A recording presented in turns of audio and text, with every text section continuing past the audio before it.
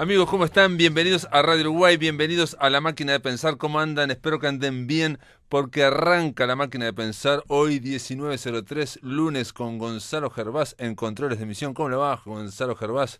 Siempre contento. Y Carolina de Cuadro en la producción de este programa, amigos. Esta semana vamos a estar hablando, por lo menos durante 2 días, de uno de los hechos históricos, no, pero de los hechos culturales del año. Sin duda, vamos a estar hablando de Picasso. Vamos a estar hablando, por lo menos hoy y el jueves, vamos a estar conversando sobre esta exposición que se llama Picasso en el Uruguay y que está en el Museo Nacional de Artes Visuales y que realmente ha sido todo un éxito, no solo de público, no solo de repercusiones, pero para empezar, ya ha superado los 100.000 visitas esta exposición. Bueno, el jueves vamos a estar hablando con el director del Museo Nacional de Artes Visuales, Enrique Aguerre, y él nos va a poner al día, digamos, a la última. Pero yo quiero decirles que estuve ayer domingo y realmente, bueno, había mucha gente, el domingo a las 5 de la tarde, y realmente vale la pena verla. Porque no solamente es un genio Picasso, sino que te guste, no te guste más o menos, vas a darte cuenta que ahí hay algo, una intensidad inusual, o por lo menos a mí me pasó, y sobre todo después de haber visto las pinturas, los cuadros, simplemente que pasa el tiempo, pasan las horas, y uno se da cuenta que eso de alguna forma queda no sé, reverberando ahí, repercutiendo, porque de alguna forma, o resonando, porque hay que hablar, hay que decir que este gran genio español vivió hasta los 91 años. Hay 2 cuadros, por ejemplo, que están pintados con 91 años, hasta los 92. Y realmente uno se sorprende que ese cuadro fuera pintado a los 91 años. Hay que decir, otra cosa que quiero decirles es que el viernes estuvimos en la Feria del Libro, la Feria del Libro no, en el festejo del libro de Tristán Narvaja, porque el día del libro fue el domingo 26, pero el viernes estuvimos en la librería Montevideo, una hermosa librería que queda entre 18 y Colonia, y hacía frío, eran las 7 de la tarde, y sin embargo estaba lleno de gente, por lo menos entre 18 y Mercedes. Entre Colonia y Mercedes era donde estaba digamos, el escenario, donde había toques musicales, y ahí había mucha gente, mucha juventud, gente realmente, y los libros muy, pero muy baratos, eso me sorprendieron también.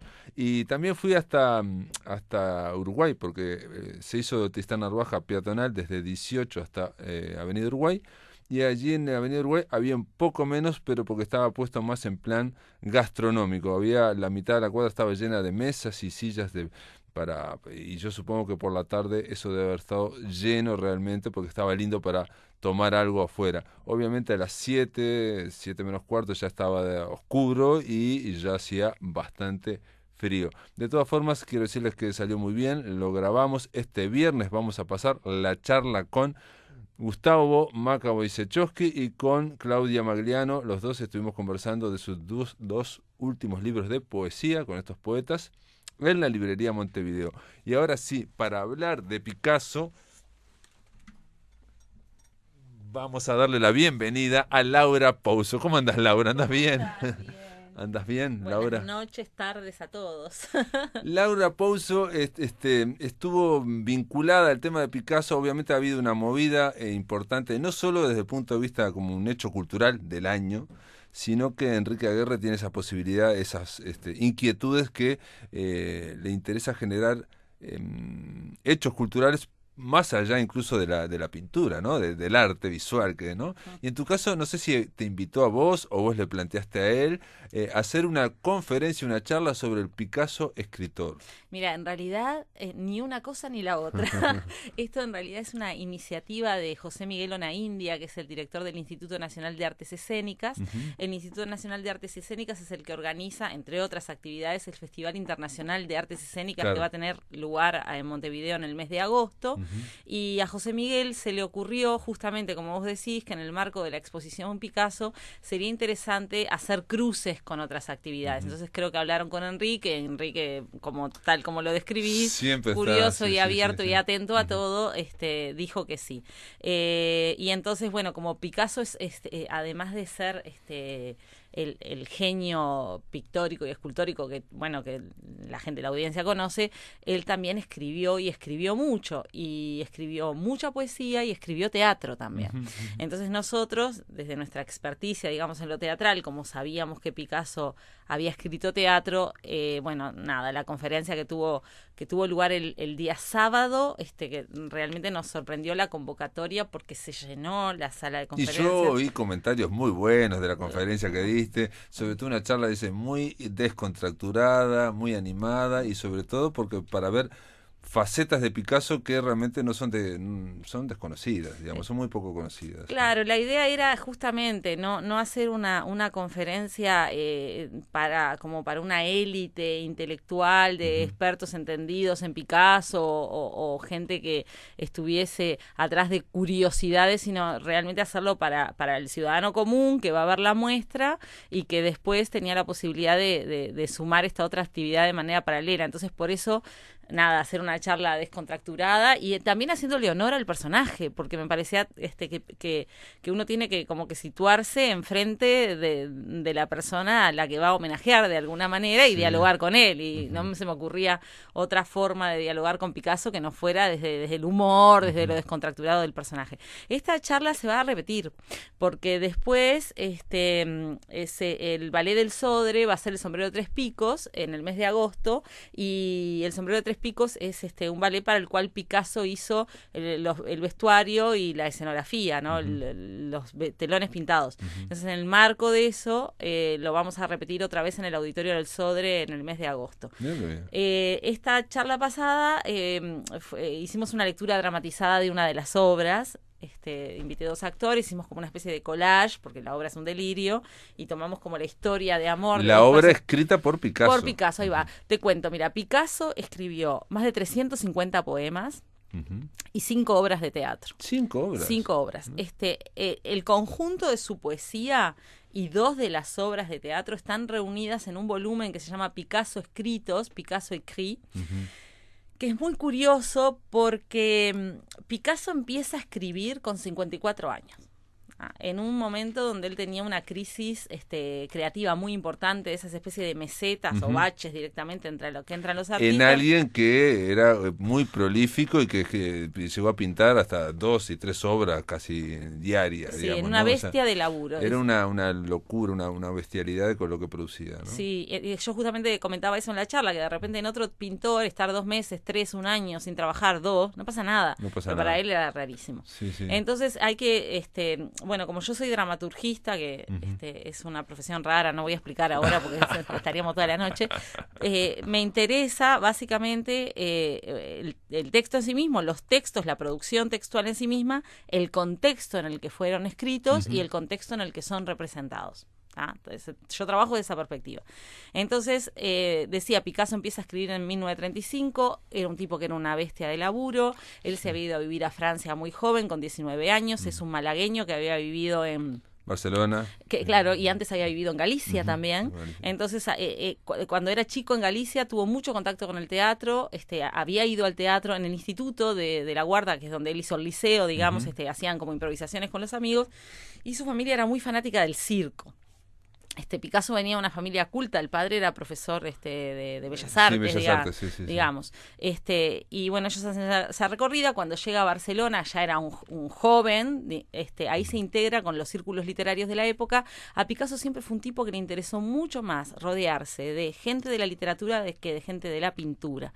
Y es raro porque es alguien que no escribía, como dijiste vos, y una cosa que yo le pregunté acá a Francisco Jarauta, que es el especialista español que vino, que a diferencia de otros pintores que generaron teoría, él me dijo, no, Picasso no era intelectual, Picasso era intuitivo, visceral, creativo, digamos. Sin embargo, le interesó siempre mucho rodearse de la crema intelectual y literaria en los países donde vivió. Y literaria, sobre todo. Literaria, escritores, todo. Con escritores. Sí, con escritores. Él andaba con escritores. Entonces, él, cuando se muda a París, Hay una escritora norteamericana, Gertrude Stein, que es otra de las que estuvo radicada en París y era amiga íntima de Picasso, que en un libro que es precioso, que se consigue en Montevideo, que se llama Picasso, ella hace como una biografía un poco subjetiva, donde recorre, es muy lindo de leer, porque ella recorre la producción pictórica de Picasso, pero como si fuera una narración. Es decir, ella intuía esto literario en él de manera muy fuerte. Decía, Picasso es de París, sus amigos eran gente de las letras. Claro. ¿Para qué se necesitaba tener amigos pintores pintando como él pintaba? Era muy amigo de Marc Jacob, era muy amigo de Apollinaire, era muy amigo de Paul Eluard, o sea, tenía su grupo, y de Gertrude Stein también. Después hizo amigo de los surrealistas, que siempre estaban intentando llevarlo como para el campo de él, porque a los surrealistas les servía sumar a Picasso. Y él tuvo, digamos, un periodo surrealista. Y Gertrude Stein, digo, también era ensayista y sobre todo vinculada, hay que pensar, en París era una fiesta, Hemingway, en fin, todos atravesados. Ella era como una figura central de esa generación perdida norteamericana y que tenía una célebre librería aparte, ¿no? Sí, además de su casa era como una especie de salón donde se recibía. Yo ayer recordaba, riéndome, ayer no, el sábado en la charla decía, yo no sé si se puede seguir nombrando a Woody Allen ahora, pero hay una película Medianoche muy en París. buena de Woody Allen, exacto, Medianoche en París, donde se recrea un poco este ámbito y aparece Gertrude Stein. Y iban al apartamento de ella y ahí se cruzaban Buñuel, Dalí, Picasso, Hemingway, lo que sea. Eso por un lado. Después el otro dato que me parece que es interesante es Picasso es un tipo que vivió 3 guerras: la Primera Guerra Mundial, la Guerra Civil Española y la Segunda Guerra Mundial. No participó en ninguna, pero las vivió de cerca, sobre todo la Segunda Guerra Mundial. Nosotros en el año 35, que es el año como de la crisis artística de Picasso y crisis personal, porque él se estaba separando de Olga Koklova, que es la bailarina rusa, que fue mujer de él, que fue la primera que lo empezó a llevar al teatro, no el teatro más provinciano que él podía ver en España. Es un tipo que nace en una España que era una sociedad rural, semifeudal, muy atrasada culturalmente muy atrasada con respecto a Francia, etcétera, pero su matriz es malagueña, eso no se lo saca con nada. Yo viví 10 años en Francia y tengo muchos amigos españoles que transitaron conmigo su época de estudiantes allí, y yo digo, a los españoles París los seduce, pero no los influencia. Seduce, se enamora. O sea que vos decís que siempre fue españolísimo. Sí, de París, que no es lo mismo. Españolísimo, pero en París. De París. Sí. Es de París, Picasso. Picasso es de París. Pero bueno, en el año 35 él se estaba separando de Olga, tenía una amante fija que era Dora Maar, que la gente quizás alguno la recuerde porque fue la que hizo el estudio fotográfico de producción del Guernica. Oh, claro. Dora Maar, y además tenía una relación paralela, esta relación paralela con Marie-Thérèse Walter, que la tenía embarazada Marie-Thérèse. Entonces, cuando se tiene que divorciar de Olga Koklova, con todos los temas del divorcio, Picasso ya tenía 54 años, andaba en esta locura, tiene que cerrar el estudio de París, no tiene posibilidad de lugar para pintar, entonces se va. Recordemos que en España estamos en un contexto de guerra civil. Él se va a las afueras de París, a Waterloo, donde tenía el taller de pintura el taller de escultura y los moldes de yeso. Y además era como una especie de bulín que tenía con Marie-Thérèse. Con Marie-Thérèse. Y ahí tiene 2 años, que son el año 35 y el año 36, donde él dibuja muy poco. Bueno, se estaba germinando el Guernica, ¿no?, que es del año 37. Pero dibuja muy poquito, pinta nada ambicioso, y en ese año escribe, pero sin parar, poesía. Sin parar.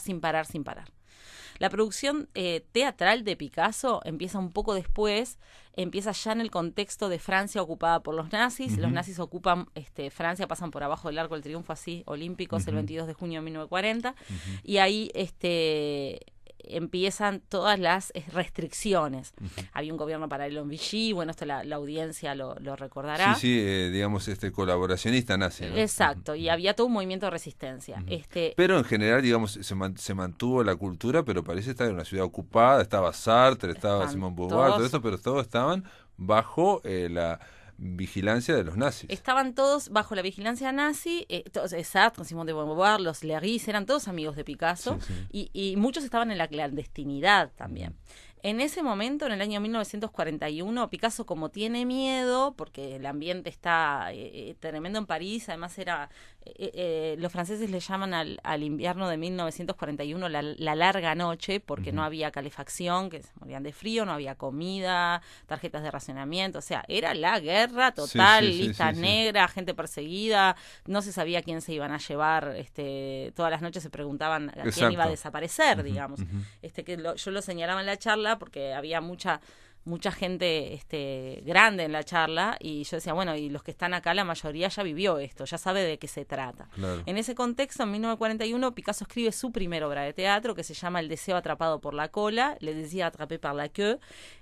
La lengua de preferencia no era ni el español ni el francés, él alternaba, escribía en español, escribía en francés, pero para el teatro eligió el francés. Es decir, sus obras fueron escritas en francés, publicadas en francés por Editorial Gallimard, una vez que vienen los aliados y que Francia se libera de la ocupación nazi en el año 45, y hasta el año 68 le publicaron alguna obra, pero en francés. Las traducciones al español son de traductores o argentinos o españoles, en fin. La obra la escribió en 4 días, del 14 al 17 de enero de 1941. Él dice que con escritura automática. ¿Esta obra cuál es? El deseo atrapado por la cola, que es la que leímos, un fragmento de la que leímos. Que de hecho es una obra que el Teatro Tinglado hizo el año pasado, se montó acá en Uruguay. ¿No? Porque ahora hay como una revisitación de Picasso y un redescubrimiento de él como dramaturgo también. Bueno, escribe El deseo, y es algo lindo, interesante, la escribe en el año 41, pero recién 3 años después, en 1944, ya había como una esperanza de liberación. En marzo del 44, él hace una lectura pública, por así decirlo, pero fue en el apartamento de los Leiris, de Michel Leiris y Louise Leiris, que Louise Leiris era la hija del marchand de Picasso. Y en esa lectura participan, quienes leen los personajes son Jean-Paul Sartre, Simone de Beauvoir. Vi eso, sí, me sorprendió porque digo, pero lo leían, digamos, lo leía, actuaban, era una lectura dramatizada, exacto. No. Jacques Lacan, bueno, todos los intelectuales se divertían un montón, y el que hizo la puesta en espacio de esto fue Albert Camus, que en ese momento era como un joven llegado de Argelia, que bueno, que ya estaba prometía bajo el ala de Sartre, todavía estaban exacto, ahí, y bueno, hicieron esta lectura. En ese invierno todavía, porque era ya casi el final del invierno, 19 de marzo de 1944, ahí París estaba, estaba lleno de uniformes grises y cruces gamadas, lleno de nazis. Incluso estaba la idea de volarla, de quemar Ar de París. Exacto, era un ambiente tremendo. Ellos se congelaban en las casas, no había calefacción, tenían hambre, tarjetas de racionamiento y demás. De hecho, hay un libro que es divino, que no se consigue en Montevideo y es una pena, que se llama Conversaciones con Picasso, que es de Brassai. Brassai, capaz que alguien lo recuerda, es este fotógrafo húngaro que es el que hizo la foto de la lectura, una foto famosa de la lectura de Picasso, que en mi Instagram, que es Laura Pouso, yo la colgué. El que la quiera ver está ahí, describe todo. Brassai era muy amigo de Picasso, hizo ese libro Conversaciones de Picasso, que alterna toda una serie de conversaciones que él mantuvo durante la larga amistad que lo unió con Picasso, con fotografías que él le hizo a Picasso, que es un libro que es una joya.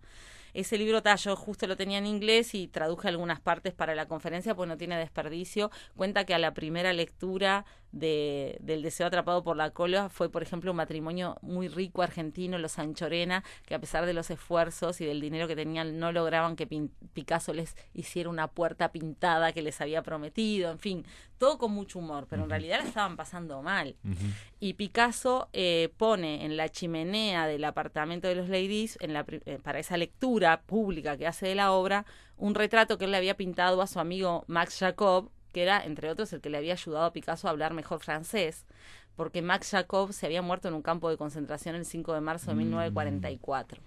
En ese ámbito, él escribe, una obra delirante, plagada de humor, y los contenidos del texto son la comida. vamos a hacer una breve pausa, vamos a hacer una especie de suspenso, a ver de qué trata esta obra de teatro escrita por Picasso, alguien que, digamos, básicamente era un genio intuitivo y visceral, pero que es cierto que estuvo siempre rodeado de grandes escritores, y aparte hay que decir que su obra de teatro se la publica Gallimard, estamos hablando de la principal editorial, más prestigiosa, más lujosa, en fin, y que sabemos que el teatro no es fácil que te lo edite ninguna editorial, por famosa que sea. O sea, eso habla del prestigio que tenía este hombre llamado Pablo Ruiz Picasso.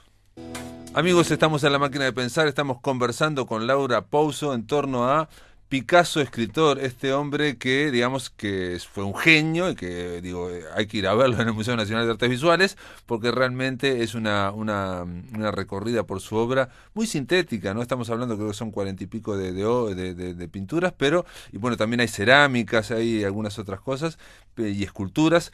Pero hay que decir que este hombre también fue escritor y eso es una novedad, yo realmente no lo he leído, no tengo ni idea. Y vos decís que vos le leíste, digamos, se publicó en poesía y se publicó esta obra de teatro llamada El deseo por la cola. Atrapado por la cola. Sí, como si fuera un cometa, ¿no? Exacto, sí, en realidad es un poquito un juego de palabras porque en el título en francés, que recordemos que la obra está escrita en francés, es Le désir attrapé par la queue, y la queue, que es la cola, tiene una doble connotación en francés. Es el rabo, digamos, pero también es en un lenguaje más popular, es el órgano sexual masculino. Entonces tiene, claro, juega con esto.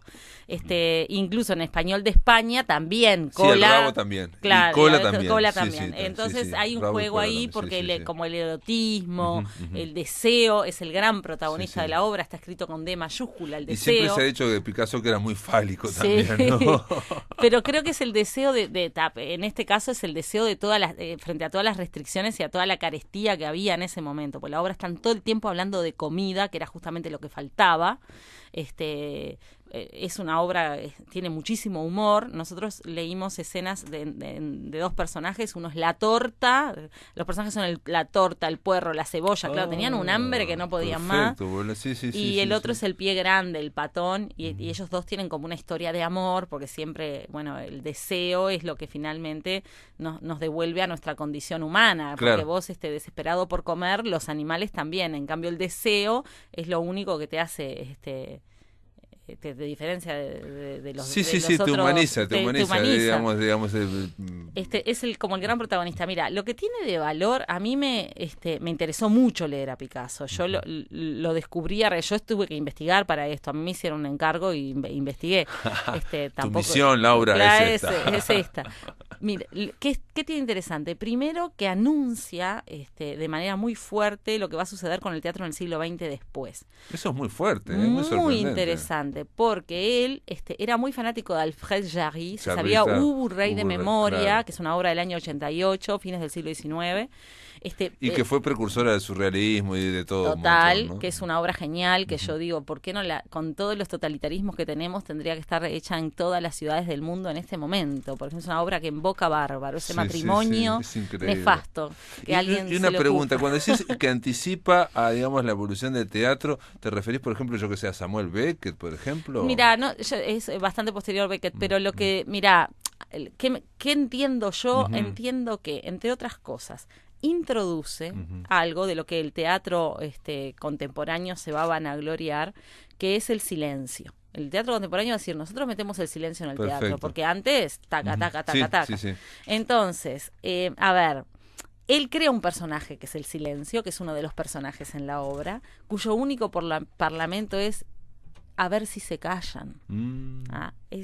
Eso por un lado. Después, la no linealidad en la situación. El personaje que no tiene psicología y vuelta. Una continuidad, digamos, que explícita. Claro, y el que no haya una historia para contar, que lo que haya es una fuerte metáfora de la realidad, digamos.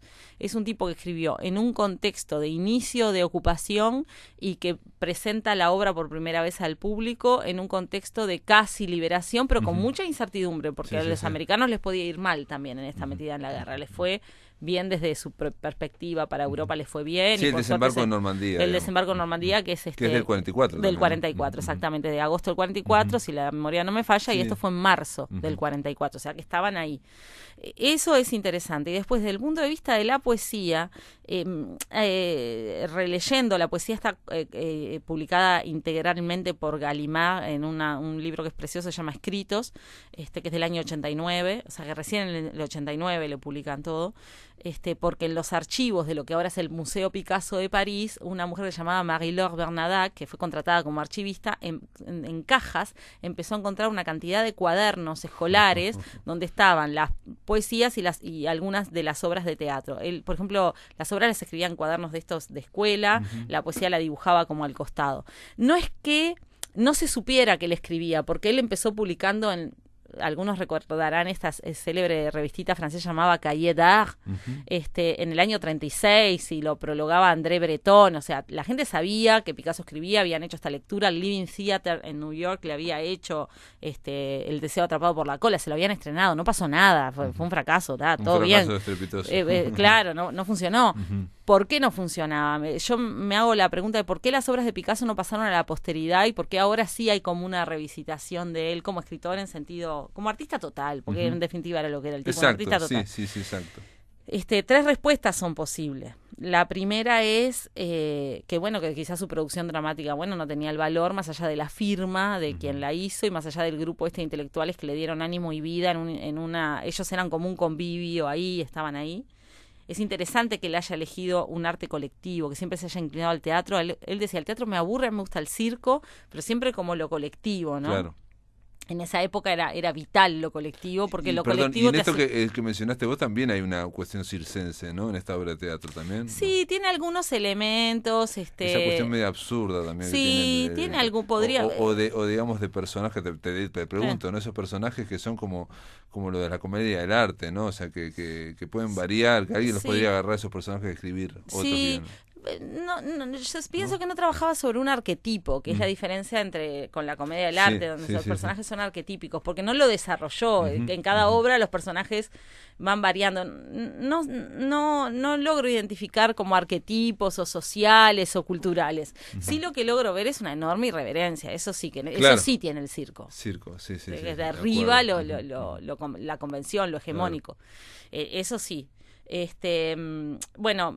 A ver, uno que podía ser que no tuviera la suficiente calidad del teatro. Sí, que solo fuera famoso por él mismo y que solo se lo hubieran publicado porque era Picasso. Exacto, y por Gallimard, los intelectuales. Lo que acabo de decir en el bloque anterior. Gallimard, Picasso es prestigioso, te lo Vamos publico. Con él. La segunda posibilidad es que fuera algo que no fuera gran público, que lo que él escribía estuviese limitado a un reducido círculo de iniciados que podían tener como una predilección por el surrealismo, barroco. Como pasó con el surrealismo al principio también. Exacto.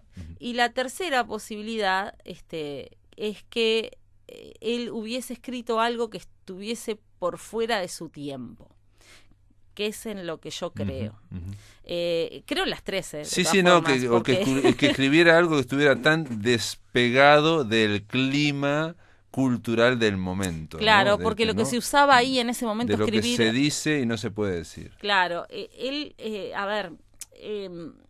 es un tipo que fue avanzado en muchos sentidos. Iluminó en muchos sentidos. Creo que lo que produjo desde el punto de vista visual fue tan fuerte y tan disruptivo en un esquema y tan inesperado que eso opaca cualquier otra cosa. La misma idea de que trabajó de que no había que tener un solo estilo, de que había que tener todos los estilos posibles, todas las veces que fuera necesario, por ejemplo, ¿no? Que le llama un poco la atención eso. O la hay que tener mucha producción y hay que tener mucho nivel para hacer eso, digamos, ¿no? Sí, y la otra cosa que tiene para mí de vanguardista lo que él escribía en teatro, es que él hace como hizo en la pintura, él hace como collage, él hace como mezclas. Claro. La palabra para él es una palabra con textura, es un barroco. Claro. Él es heredero del teatro del siglo de oro español, donde los temas eran el sexo y la comida, y lo que diferenciaba a los hombres de los animales era, bueno, en algunos casos el amor, y él, que tiene una visión del amor, ya vemos, bastante más amplia que el amor romántico, por así decirlo, es el deseo, ¿no? Claro, claro, Lo que sí, te sí. vuelve La erotización del mundo. La erotización del mundo y una libertad en eso. Y creo que darse estas libertades en el teatro, a mí a veces me gusta decir que el siglo XX fue tan aplastante, nos pasó por arriba de una forma, los que nacimos en el siglo XX y vivimos el final del siglo XX, principio del XXI, y los que vivieron gran parte de su vida en el siglo XX no nos dejó respirar. Y eso hace que nos olvidemos a veces del siglo XIX, que fue un siglo clave. Y creo que en el siglo XIX están las respuestas sobre lo que ocurrió en el siglo XX. A veces tenemos tendencia a pensar que va a ser en el siglo XXI donde encontremos las respuestas. Y él viene de esta cosa finisecular tan fuerte. Él es un hombre del siglo XIX. Él es un hombre del siglo XIX. Nació en 1881, ¿no? Sí. O sea, no. Los fines de siglo son impuestos culturalmente, pero son muy movilizadores. Y creo que es un hombre que nace en el siglo XIX, que vive de las peores cosas del siglo XX que le tocó y de las mejores también. Hay algo ahí que es interesante. Y después el asunto de elegir el teatro como lugar para decir lo que no se puede decir de alguna forma, y eso es significativo también, es decir, que estaba entendiendo él que el teatro era una tribuna, que era un aquí, una hora único y irrepetible. Ellos se reunieron en un apartamento donde Paul Eluard estaba clandestino, no podía salir a la calle. Brassai no fue a la lectura, fue 6 meses después o 4 meses después a sacar la foto no corresponde al día de la lectura, fueron a posar después para que quedara un registro, porque ese día andaba sin papeles y tenía miedo que lo llevaran. Había toques de queda, entonces se quedaban todos a dormir en las casas. Era un ambiente como muy particular, y que en ese ámbito, digamos, el lenguaje expresivo de él haya sido durante ese tiempo básicamente la escritura. Él escribió durante toda su vida, siempre se quejó de que no se le daba bolilla como escritor, decía, solo me consideran un pintor, yo soy un escritor, peor para ellos. Hacía lo mismo que Dalí, claro, decía, yo no soy pintor, soy escritor. Peor para ellos, él me considera. Y hay su epitafio soñado era Pablo Picasso, dramaturgo, poeta y autor dramático español. Se conservan de él algunas pinturas. Laura Pouso, gracias por estar en la máquina de gracias pensar, por invitarme. Placer. Muy bien, del otro lado de la línea está allá en Mar del Plata Ricardo Ruiz. ¿Cómo andás, Ricardo? ¿Andás bien? ¿Cómo andás, Pablo? Del otro lado del mar también estamos. Del otro lado del mar. Bueno, ¿de qué vamos a hablar? ¿De qué nos vas a hablar en Un Millón de Umbrales? Vamos a hablar de un autor y vamos a hablar precisamente de eso, del miedo al mar. ¿Vos le tenés miedo al mar, Pablo? Bueno, le tengo mucho respeto, ¿no? Hay que tenerle mucho respeto. Claro, probablemente charlando acá tranquilos con nuestros amigos oyentes no sería tanto el miedo, pero si de pronto nos imaginamos en pleno mar de los Sargazos, en plena tormenta, hace más de un siglo, sin herramientas tecnológicas y con criaturas abisales atacándonos, el terror sería otro, ¿no? Y piratas fantasmas. Bueno, vamos a hablar de William Hope Hodgson, un autor clásico, aunque no tan conocido como otros de los que hemos traído a lo largo de estas columnas. Un autor inglés, nacido en 1877, y que vamos a indagar un poco en su vida, en su obra, y que fue una de las grandes influencias que tuvo Lovecraft. Con lo cual de por sí ya es un autor que le va a interesar a todo que le gusta el terror clásico, aunque por ahí no haya hecho una obra cumbre como puede ser Frankenstein, Otra vuelta de tuerca, ¿no? Drácula, algunos de los clásicos que siempre nombramos, y parecería que está siempre en un segundo plano, que no es tan conocido. Pero más que nada quería hacer un rescate esta semana en la columna, porque realmente tiene cosas muy, muy interesantes, y de alguna manera también fue una especie de padre literario para Lovecraft en algunos aspectos. Y bueno, y esa no es poco mérito, ¿no? Lovecraft, uno ya lo hablamos, hemos hablado aquí y seguiremos hablando en La Máquina de Pensar, es uno de los autores claves del siglo XX, y hay que decir que es un autor rarísimo, un autor que hizo escuela donde otros escritores siguieron construyendo el mundo que construyó Lovecraft. Y si este hombre fue, William Hobbs Hodgson, fue una de sus grandes influencias, bueno, de algún lado sacaba Lovecraft. Sí, sí. Aparte, yo creo que el gran mérito de Hodgson es haber escrito sobre algo, si bien su obra tiene varias temáticas, se centró principalmente en algo que es el terror en el mar, que creo que ningún otro autor después se atrevió a meterse con eso. Entonces, creo que tiene un gran mérito en tratar una subtemática, por decirlo de alguna manera, muy puntual dentro del terror, de la que fue un absoluto maestro en ese subgénero, ¿no? No, y aparte te pregunto, pensando con Lovecraft, ¿no? Si es el terror ese innominado, ese terror amorfo, ese terror que al no tener demasiada definición en su forma, es más terrorífico aún. Bueno, no toda la obra de Hodgson abarca ese estilo de terror. A diferencia de la de Lovecraft, que podemos decir todo es parte de lo mismo, Hodgson ha tenido otras variantes. Pero sí, hay historias de Hodgson donde surge la semilla de lo que después sería el horror cósmico de Lovecraft. Surge de acá, eso no quedan dudas. Estoy leyendo acá que dice El Reino de la Noche, ese mismo dice que habla de una especie de antiutopía futurista en que la lucha entre los últimos seres humanos y las fuerzas de la oscuridad parece no tener fin, ¿no? Y ahí volvemos a eso. Sí, una novela más de una especie de novela de aventuras mezclada con ciencia ficción. También la destacó mucho Lovecraft, pero si te parece vamos a comentar un poco de la vida de este buen señor. Hodgson nació, yo como dije, en 1877 en Inglaterra, hijo de un sacerdote anglicano. Bueno, de familia eran como 12 o 15 hermanos, no recuerdo exacto ahora cuántos eran. Varios hermanos se le murieron jóvenes. Esto lo cuento porque la muerte infantil es un tema recurrente en su obra, y de chico él decide escaparse del colegio donde estaba internado y sumarse a la marina, ¿no? La marina mercante, a los viajes que se hacían en esa época. Estudia para eso, a pesar del rechazo de su familia, que lo quería de vuelta en el internado.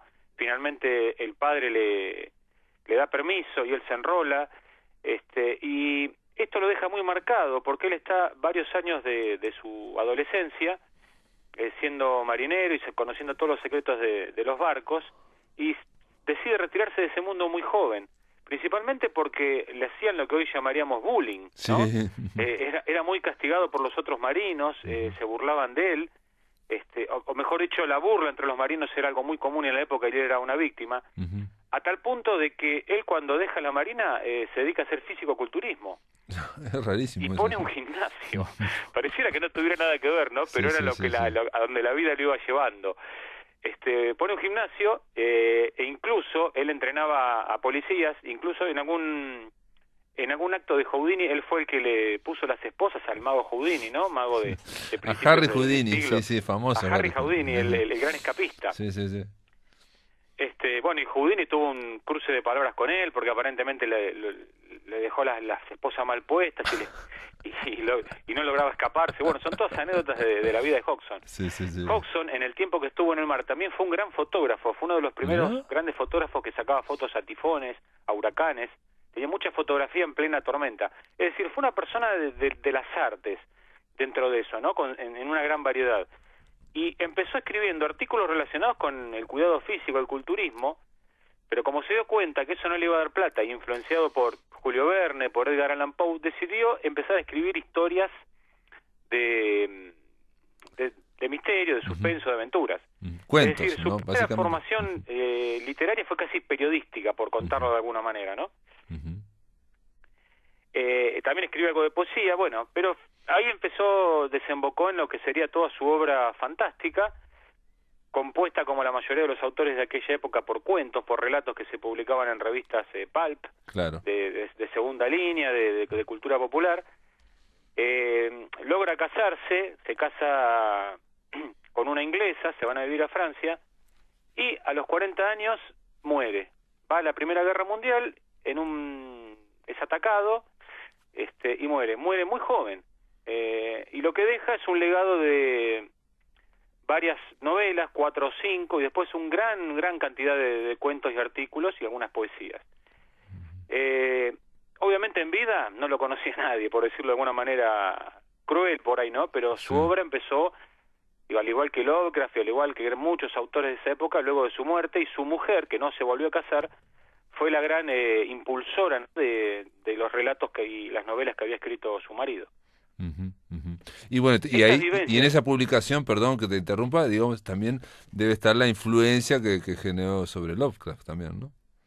Exacto, y todo esto que él vivió en el mar, todos estos maltratos, toda la vida marinera, y toda la terminología técnica del mar, él la conoció como nadie, por eso dedicó gran parte de su obra a contar los inconvenientes que había en las embarcaciones y también historias de elementos sobrenaturales en el mar. Pero todas sus historias en el mar tienen mucho contenido técnico, porque lo conocía de primera mano. ¿Sí? Nos vamos a encontrar con términos marinos, con la función de los marinos en el barco, con la descripción de los personajes tal cual él los conocía. Tiene mucho realismo y mucha verosimilitud todo lo que él narra en el mar, ¿no? Fueron terrores reales que él vivió. Bueno, tiene que, digo, te escucho y pienso en también escritores como Joseph Conrad, que fueron marineros también, ¿no? O Melville, ¿no? Con Moby Dick, que también, digo, sus obras tienen mucha... parece como historias de Salgari también, con mucho mar también, ¿no? Sí, no, y que tienen, pero sobre todo estos dos, que fueron marinos, también tienen, y del siglo XIX como que era una vertiente, ¿no? Muy importante, ¿no? El tema de y creo que hay un autor moderno, Patrick O'Brien, el que hizo, bueno, toda una saga, no recuerdo ahora que la película estaba Russell Crowe, es un autor moderno con muchísimos libros también ambientados en el mar. Sí, de mar y de tierra. Capitán de mar y guerra, algo así. Sí, de mar y guerra, sí, Capitán de mar y guerra, sí, con bueno, Russell es Crowe. un autor moderno también con una obra dedicada a esto. Pero bueno, Hodgson exploró el lado más oscuro, ¿no? El lado B. Hay una novela, hay una novela de Hodgson, que es la que ha influido a Lovecraft y a un montón de otros, y desde ya la recomiendo, que se llama La casa en el confín de la tierra, o La casa en los confines de la tierra, que te va a sonar la reseña. Son dos excursionistas tranquilos que están en Irlanda del Norte, de excursión, y encuentran una casa abandonada. La casa abandonada es tétrica, lúgubre, la empiezan a revisar, no les da buen espíritu la casa, encuentran un manuscrito de alguien que vivió, y la historia luego se contará lo que narra el manuscrito, ¿no? Un juego literario que ya vimos cuando hablamos de Otra vuelta de tuerca. Exacto. Y que inunda la obra de Lovecraft, el manuscrito encontrado y leído por alguien que va de alguna manera siendo poseído por las palabras que se encuentran ahí. El Necronomicon. Estoy viendo que aquí, si van a William Hodgson en Wikipedia, que si van a la máquina de pensar, ya está linkeado por Andrés Capepelán, que cliquean en William Hodgson, va a una entrada de Wikipedia y ahí se puede leer directamente, eso va a otro link, a un PDF, La casa en los confines de la tierra, y estamos hablando de que es una obra breve, digamos, ¿no? Son novelas cortas. Es una novela corta. La obra de Hodgson está libre de derechos ya, así que se va a poder encontrar en internet y un montón de ediciones en libros. O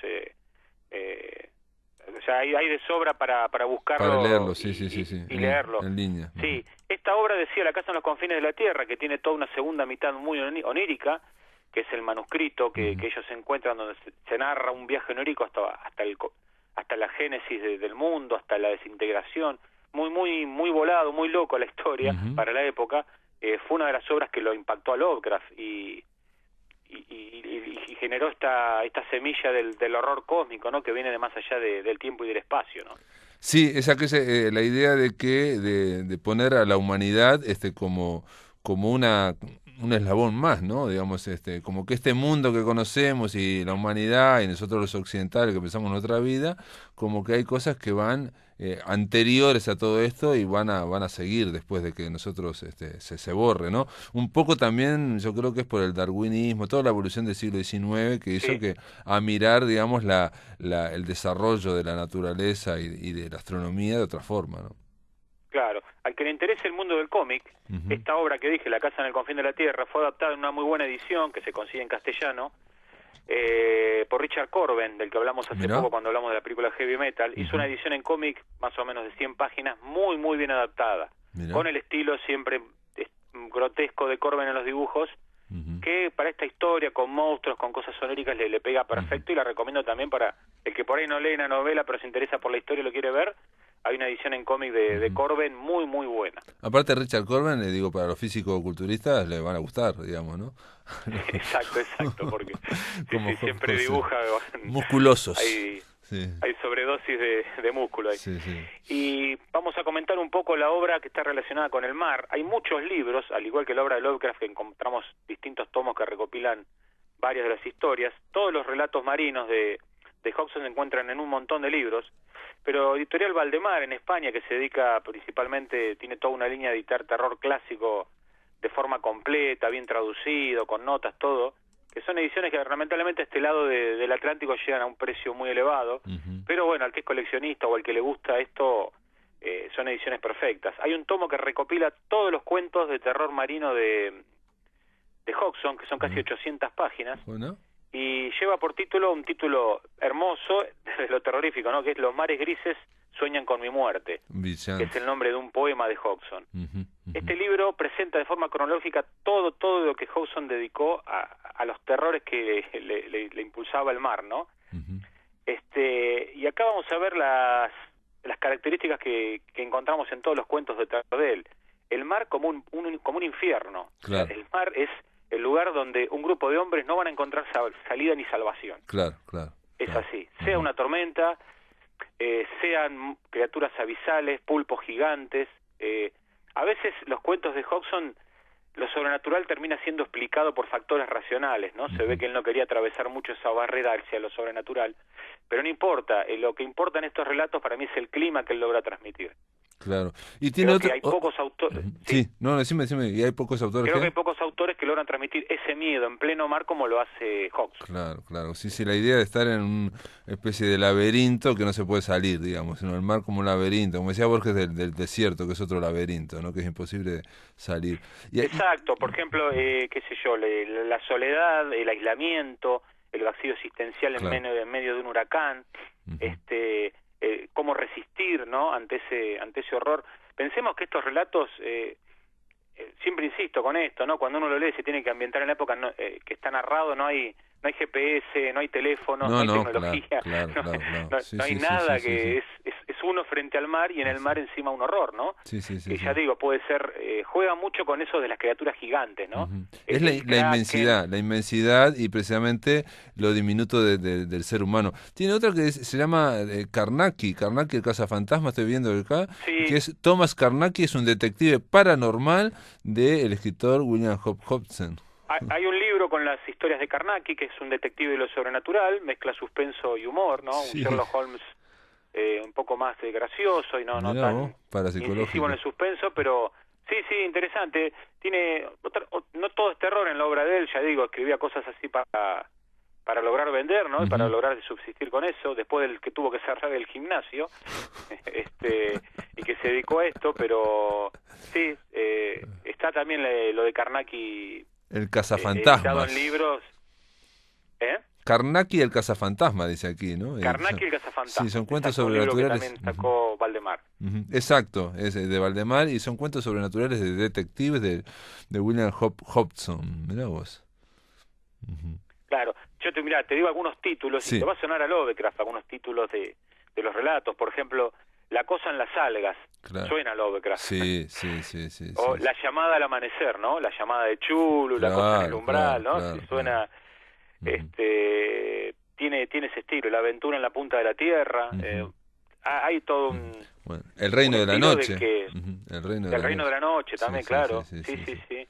Esa es una historia que se viaja al futuro a través de un viaje onírico. El protagonista está en Inglaterra victoriana, pero a través de un sueño viaja a un futuro donde el mundo está devastado. Es una de las primeras novelas en explorar esto de un apocalipsis, ¿no? En el futuro todo destruido, lleno de criaturas horrorosas. Y son conceptos que luego se alimentarían mucho la ciencia ficción y el terror. Por eso hay una cosa, se lo suele criticar un poco por el estilo a Hodgson, un estilo muy sobrecargado, algo que también en su momento se lo ha criticado a Lovecraft. Pero bueno, yo creo que haciendo un paralelo no hace falta ser un virtuoso de la guitarra o del canto para emocionar con una obra, ¿no? No, sin duda. Y yo creo que acá lo clásico no pasa porque sea un virtuoso de las letras. Claro, Ubiquémonos en el tiempo y espacio donde Hodgson vivió, la vida que tuvo, las complicaciones, ¿no? La muerte joven. No, y el viaje a la imaginación. Es un autor que murió a los 40 años, al final, en el último año de la Primera Guerra Mundial, donde participó, y se escribe William Hope como esperanza, Hope, Como ¿no? esperanza. Con H. Hope Hodgson, ese es su segundo apellido. Hodgson, exacto. William Hope Hodgson. Ricardo, gracias por esta entrega. Realmente no lo conocía este autor, aunque Andrés Capelán me dijo que sí, que lo ha leído mucho y que es muy bueno, y voy a leer algo de William Hope. Sí, la obra no es muy larga de él, son varias novelas y relatos. Yo creo que a los que le gusta Lovecraft es conocer un poco más sobre el horror cósmico, y realmente es muy, muy interesante, y sobre todo por todo esto que hablamos del terror en el mar, ¿no? Y que nada sale de la nada, ¿no? Todo se está de alguna forma vinculando. Te mando un abrazo, Ricardo Ruiz. Hasta la próxima, Pablo. Amigos, se terminó la máquina. Mañana vamos a estar recibiendo a la poeta Neddy Varela para hablar de su libro de haikus, y también, no, mañana no, eso es mañana, el martes, vamos a tener Espacio que largue, la columna de fotografía con Anabela Balduvino, y vamos a recibir al poeta Edel Morales, que es cubano, coordinador de la Feria del Libro de La Habana. Esto es todo, amigos, que lo pasen muy bien.